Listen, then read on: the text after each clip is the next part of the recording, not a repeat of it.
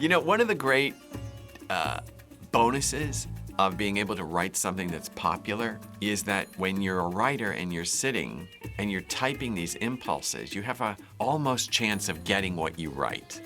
So when I'm sitting thinking, okay, the comedy of this is it's the gayest wedding you've ever seen. Could this wedding get any gayer? And then I thought, who would marry them? Well, Liza Minnelli. Why would Liza say yes to this? It's a law of physics. Anytime there's this much gay energy in one room, Liza manifests. The cherry on the sundae is that Liza Minnelli is in it, and she performs this wedding, and then she sings. We were all so excited that Liza was going to be in the movie. I think the stuff that Michael wrote for her was so funny. Weddings are serious. At least that's what I've heard. And vows 6, 7, 8. I'm a huge Liza fan. She could just show up and stand there and I'd be happy. But when I heard that she was going to do this number, I was like, wow. To have someone like Liza Minnelli perform in our film is just it's a once-in-a-lifetime thrill. The wedding is what opens the movie. It's the big set piece for the movie, and in many ways establishes this idea of pushing against tradition. Okay, it's a gay wedding. And then tradition really sneaking in, despite your best efforts to be unconventional. Every couple has the right to make their own rules. Well, not really. It's marriage.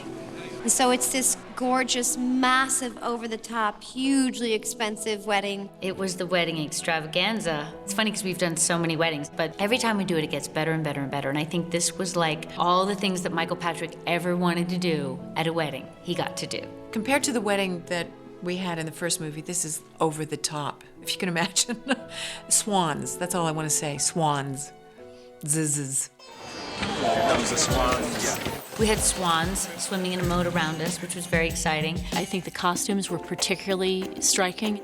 A choir and an orchestra. It's all black and white, and there's lace and gold leaf. Production numbers and lots of extras. 2 camera cranes, and I've never seen anything like it. The whole beginning of the movie, the big wedding, feels to me like an homage to black and white movies of the 30s. Going back to like the Preston Sturges films or the 1930s or 40s big Hollywood soundstage musicals, we took that notion and built a huge exterior Connecticut Inn and did the Stanford and Anthony wedding. As I'm walking down the aisle of my fake wedding, and there's a billion people in the room, and the gay men's chorus is singing, and the orchestra is playing, and then the curtain parts, and oh, of course, and Liza Minnelli walks out as Liza Minnelli. You know, so it was completely ridiculous. This was like weeks together doing this huge wedding on this huge set, and it was really magical. It was something I'll never forget. I and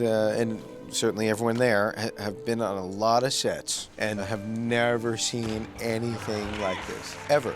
It took about 175 people, about 6 weeks to build that set. We had to pre-record, I think, about 4 or 5 songs that our gay men's chorus sings, and we had 20 real Broadway musicians that had to be trained for playback, because you record the music and then you play it back on the set. So the rehearsal for Liza Minnelli, for instance, that took 6 weeks.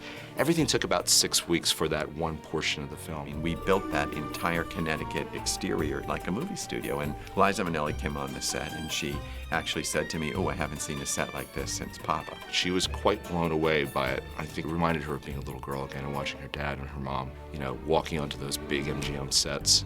Liza? All right. And this is picture. Roll sound. It was one of the most amazing things I've seen in a really long time. Incredible, and she's tireless. Every day she was there, just giving it her all, every single take. And we shot that wedding for a really, really long time, and it never got old, that number. To see a legend like that, and to see how hard she had worked on the choreography and how funny and touching she was in the acting parts, it was an amazing experience. That was great for me, because basically I'm a dancer. You know, I started out like that. So I got Ron Lewis, who is the best choreographer in the world, period, and has done all the signature things that I've done.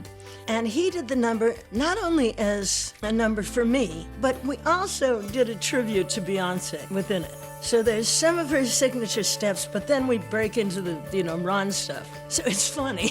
It's good. We were lucky enough to have Liza.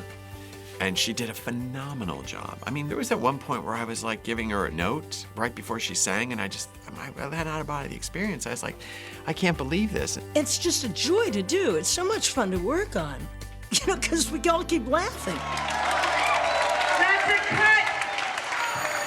That is a cut. So I said, ladies and gentlemen, that's a wrap on Liza Minnelli, and everybody went crazy, and all the girls were there because everybody was at the wedding. And she said, I have a little gift for you. She did a special number for us and for the cast and the crew and all the background that was there. I feel like I know all of you so well. It seems like in 3 days we've been through a lifetime together and made so many friends. And when I was a kid, believe it or not, I was the shyest damn girl you ever seen in your life. But what I used to do was I listened to the records that my parents played. You know, Gershwin and Rodgers and Hart. And I found that if I didn't know what I was feeling, I could find a song. So with Billy Strix's help.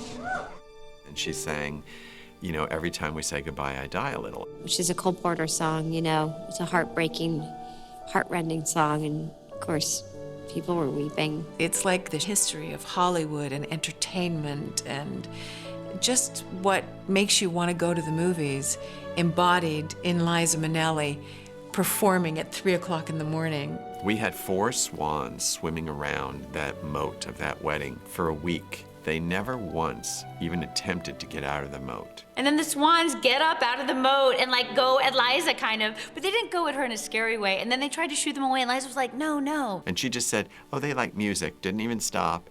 And she finished the song. And we were stunned. Thanks, you guys.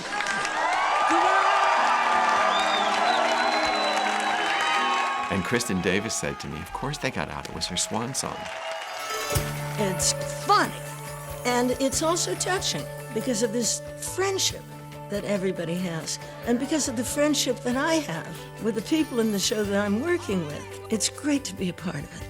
She was amazing, and she made everybody so happy for a lot of days, and to have her there was really, really special. Good luck.